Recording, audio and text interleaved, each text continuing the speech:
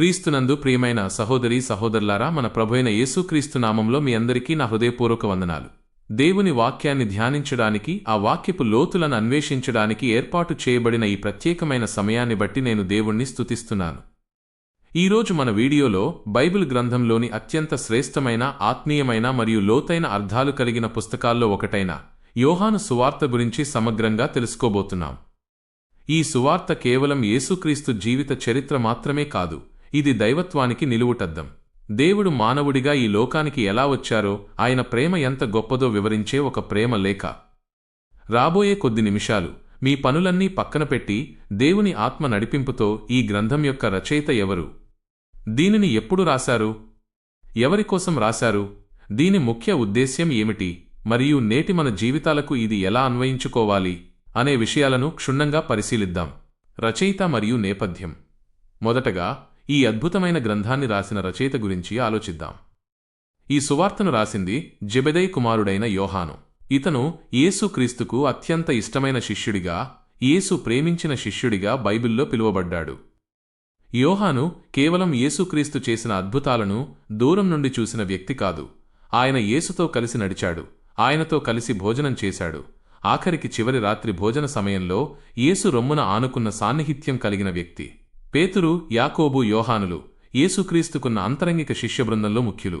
రూపాంతర పర్వతం మీద యేసు మహిమను కళ్లారా చూసిన సాక్షి యోహాను. అందుకే ఈ సువార్తలో మనం చదివే ప్రతి మాట ఒక చరిత్రకారుడు రాసినట్లుగా కాకుండా, కళ్లారా చూసిన ఒక ప్రత్యక్ష సాక్షి తన గుండె లోతుల్లో నుండి చెప్పిన సాక్ష్యంలా ఉంటుంది. ఈ పుస్తకం రాయబడిన కాలాన్ని గమనిస్తే ఇది క్రీస్తు శకం దాదాపు 85 నుండి 95 సంవత్సరాల మధ్యలో రాయబడి ఉండవచ్చని బైబిల్ పండితులు అభిప్రాయపడుతున్నారు. మిగిలిన 3 సువార్తలు మత్తయి, మార్కు, లూకా అప్పటికే రాయబడి సంఘాల్లో చదవబడుతున్నాయి. యోహాను తన వృద్ధాప్యంలో బహుశా ఎఫెసు నగరంలో ఉన్నప్పుడు దేవుని ఆత్మ ప్రేరేపణతో ఈ గ్రంథాన్ని రాశాడు. అప్పటికే క్రైస్తవ సంఘం యూదుల ఎల్లలు దాటి గ్రీకు మరియు రోమన్ సామ్రాజ్యాలలో విస్తరించింది. అయితే ఆ సమయంలో సంఘంలో కొన్ని తప్పుడు బోధలు తలెత్తాయి. యేసుక్రీస్తు కేవలం ఒక మంచి మనిషి అని, లేదా ఆయనకు నిజమైన శరీరం లేదని చెప్పే నాస్టిసిజం వంటి సిద్ధాంతాలు ప్రబలుతున్నాయి. ఇలాంటి క్లిష్టమైన పరిస్థితుల్లో యేసుక్రీస్తు 100కి 100 మనిషి మరియు 100కి 100 దేవుడు అని నిరూపించడానికి యోహాను ఈ సువార్తను రాశాడు. గ్రంథం యొక్క ముఖ్య ఉద్దేశ్యం. ఈ పుస్తకం యొక్క ముఖ్య ఉద్దేశ్యాన్ని యోహాను చాలా స్పష్టంగా 20వ అధ్యాయం 31వ వచనంలో తెలియజేశాడు.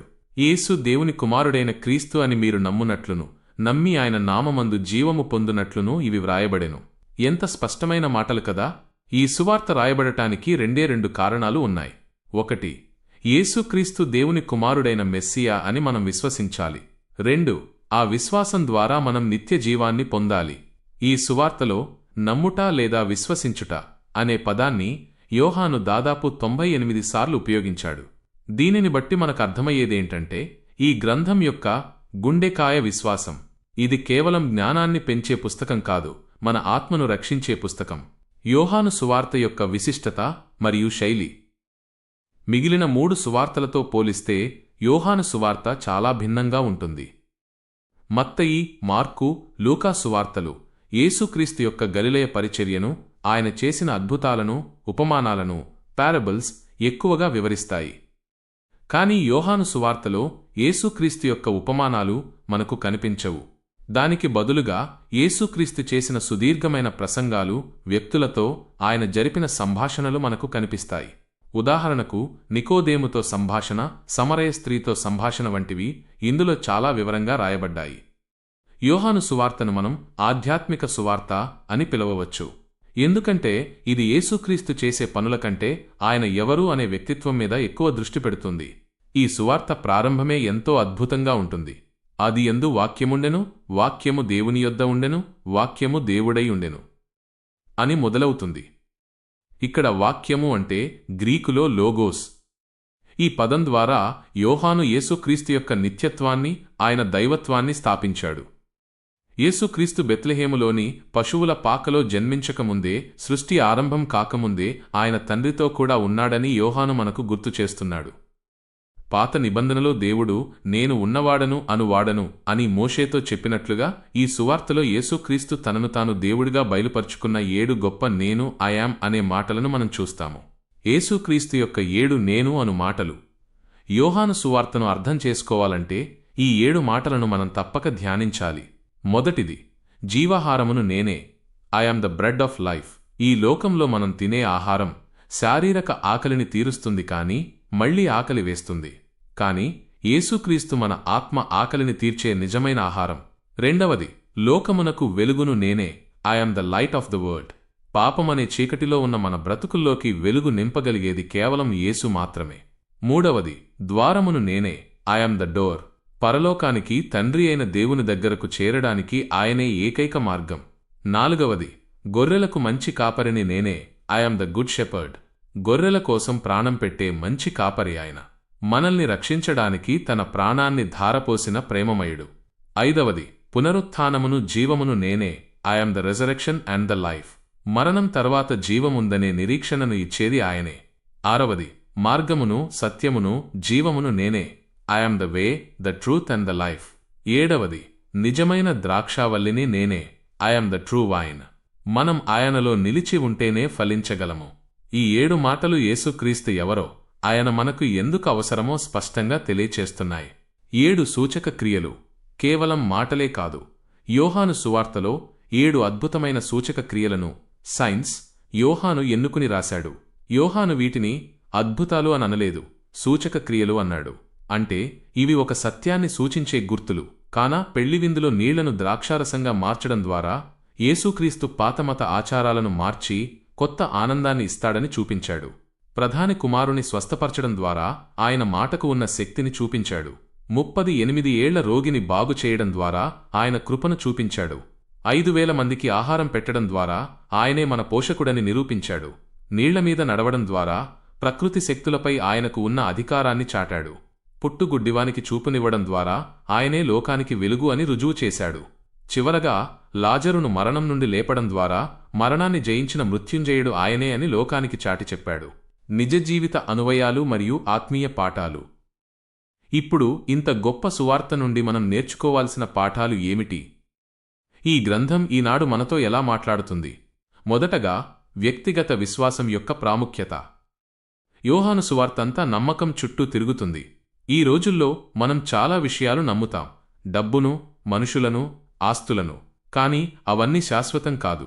నిత్యజీవాన్ని ఇచ్చే యేసుక్రీస్తును నమ్మడమే నిజమైన భద్రత. నికోదేము రాత్రివేళ యేసు దగ్గరకు వచ్చి సత్యం కోసం వెతికాడు. సమరయ స్త్రీ మిట్ట మధ్యాహ్నం యేసును కలుసుకుని జీవజలం పొందుకుంది. వారు వ్యక్తిగతంగా యేసును ఎలా కలుసుకున్నారో ఈరోజు నువ్వు కూడా యేసుతో ఒక వ్యక్తిగత సంబంధాన్ని కలిగి ఉండాలని ఈ సువార్త కోరుతోంది. రెండవదిగా, ప్రేమ యొక్క ప్రాముఖ్యత. దేవుడు లోకమును ఎంతో ప్రేమించెను అనే మాట ఈ సువార్తలోనే ఉంది. అలాగే నేను మిమ్మును ప్రేమించినట్టే మీరును ఒకనినొకడు ప్రేమించవలెను అని యేసు కొత్త ఆజ్ఞను ఇచ్చింది కూడా ఈ సువార్తలోనే. క్రైస్తవ జీవితమంటే కేవలం ఆచారాలు పాటించడం కాదు, తోటివారిని ప్రేమించడం, వారి కోసం త్యాగం చేయడం. మూడవదిగా, పరిశుద్ధాత్మ దేవుని గూర్చిన వాగ్దానం. యోహాను సువార్త 14, 15, 16 అధ్యాయాలలో యేసుక్రీస్తు పరిశుద్ధాత్మను గూర్చి స్పష్టంగా బోధించాడు. ఆయన వెళ్ళిపోతూ మనలను అనాథలుగా విడిచిపెట్టలేదు, మనకు ఆదరణకర్తను, కంఫర్టర్ పంపించాడు. మన దైనందిన జీవితంలో కష్టాల్లో, శోధనల్లో మనకు తోడుగా ఉండి మనకు సత్యాన్ని బోధించేవాడు పరిశుద్ధాత్మ దేవుడే. నాలుగవదిగా, ఫలించే జీవితం. నాలో నిలిచియుండుడి అని యేసు చెప్పాడు. తీగ ద్రాక్షావల్లిలో ఉంటేనే ఫలించగలదు.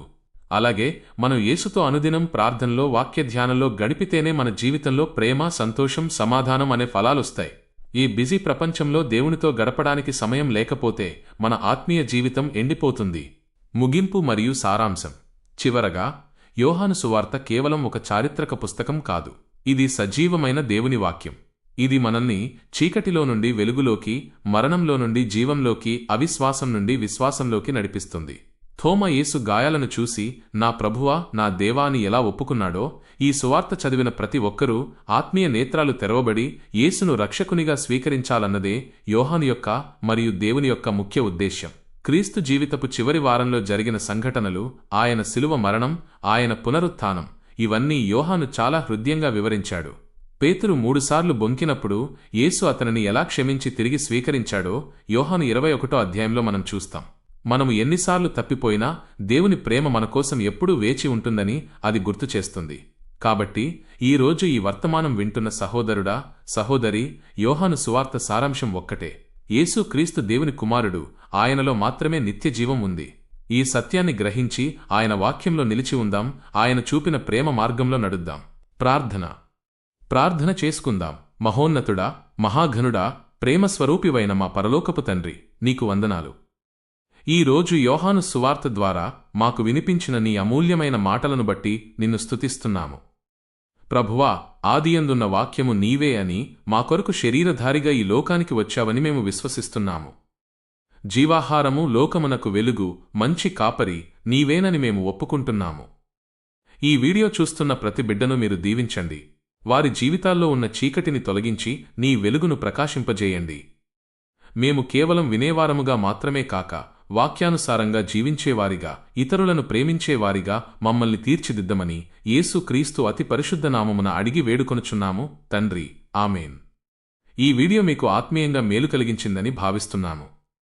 దేవుని వాక్యం ఇంకా అనేక మందికి చేరాలి అంటే మీ ప్రోత్సాహం మాకు అవసరం. దయచేసి ఈ వీడియోను లైక్ చేయండి, మీ బంధుమిత్రులతో, సంఘస్థులతో షేర్ చేయండి. మీకు ఏమైనా సందేహాలున్నా లేదా ప్రార్థన అవసరతలు ఉన్నా కింద కామెంట్ సెక్షన్లో తెలియచేయండి. ఇలాంటి మరిన్ని ఆత్మీయ సందేశాల కోసం మా ఛానల్ను తప్పకుండా సబ్స్క్రైబ్ చేసుకోండి. మరొక అద్భుతమైన వీడియోతో మళ్ళీ కలుద్దాం. అంతవరకు దేవుని కృప మీకు తోడయుండునుగాక.